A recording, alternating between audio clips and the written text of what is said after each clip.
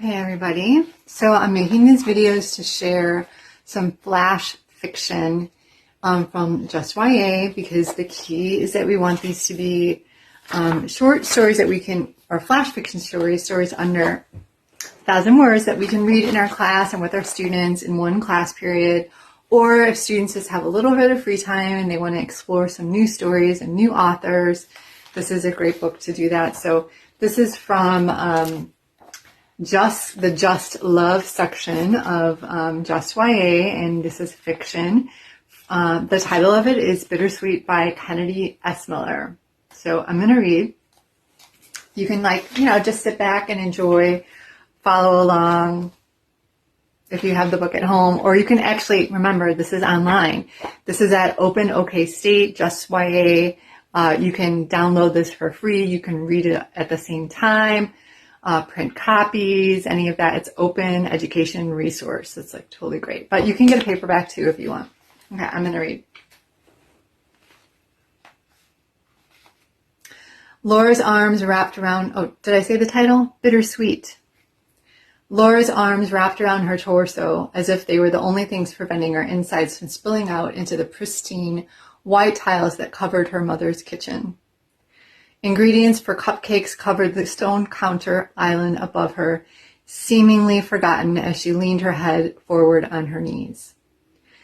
The nausea would pass, you knew, but the time it took before it passed was hell on her. She had finally gotten her breathing back under control. Hugging herself usually helped her steady her breaths. If you were in a different place at a different time, your hugs also would help. But you knew that touching her in the family's house would only serve to ramp up her anxiety and not calm it. Letting out a deep breath, Laura sat back up and let her arms fall to her side. She looked down at her toes. The second one was longer than the first one, which made her feel self-conscious being barefoot around other people, even you. I can connect to that. She tucked her toes underneath herself, removing them from her vision as well as yours. How are you feeling, you asked, venturing from your position, leaning against the counter to join her, legs crisscrossed against the cold floor. Fine, she said, standing up as you slid to the ground. You were left staring at her calves rather than her face. She gulped down what was left of her now warm Diet Coke before tossing the can into the trash at the foot of the island. Clapping her hands together in front of her, she turned to the task at hand. All right, she muttered, cupcakes. Laura had begged for your help in baking 24 cupcakes for a fundraiser for the local library. She didn't need help, and even if she did, you would probably be one of the last people she turned to, but you had a sneaking suspicion that she was looking for an excuse to be in the same room with you. Even if it meant you burning or otherwise ruining the desserts she had promised the struggling library.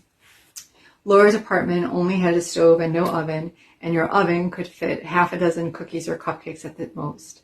So you went to her parents' house across town to borrow their kitchen.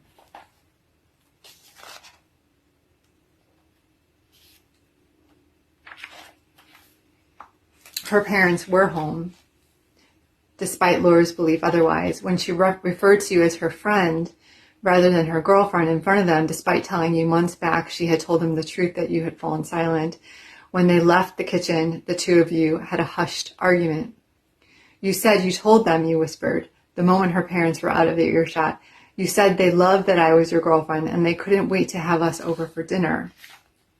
I know, she said. I meant to. I really did. I couldn't. What were you planning on doing when we showed up tonight?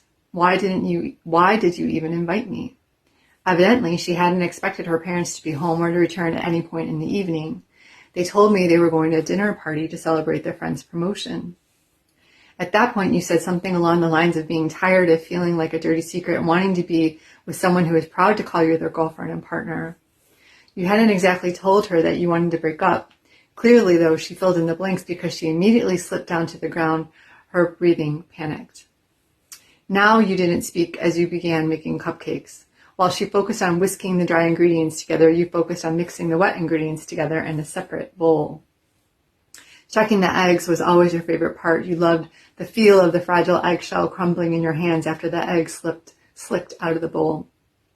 out into the bowl. Once the batter was mixed thoroughly, Laura poured about half the bag of bittersweet chocolate chunks into the mixture. Some of the larger pieces began to sink like rocks in molasses, but some of them still needed some encouragement. Using a wooden spoon, she slowly mixed the pieces in until the chunks seemed to be distributed evenly, looking like freckles dotting pale skin. While one batch cooked, you made the batter for the next batch. The timer dinged, and you switched the pans out the entire time, refusing to be the first one to speak. Wordlessly, Laura handed you the shaker of assorted sprinkles, and you began shaking tiny pink and blue butterflies onto the frosted cupcakes after careful consideration. You have to understand, Laura said quietly without looking over at you. I have no idea how they'll react. I'm just trying to find the right moment. You focused your attention on a stray butterfly that had fallen into a blob of forgotten frosting on the counter. Half of its pink body was submerged in chocolate sludge. Only one wing and antenna were visible. You fought the urge to point out she had had over a year of opportunities, over a year of moments throughout the relationship. You wanted to point out your past experiences with this, help her to understand how this had happened before. You had been burned by this particular fire, and you weren't interested in receiving another scar from it. Reaching out, Laura slid her fingers over her hand. You wiggled your fingers in response, allowing her to weave her fingers through. You stood like that for several moments, fingers interlocked, slathering cupcakes and frosting and showering them in crystal sprinkles and butterflies. And in those moments, you dared to hope. You dared to hope that maybe you would survive this, that maybe you would make it beyond Laura's fear and shame. Her parents burst back into the kitchen, exclaiming, "Something sure smells good." Laura retracted her hand so quickly that her nails scratched your skin.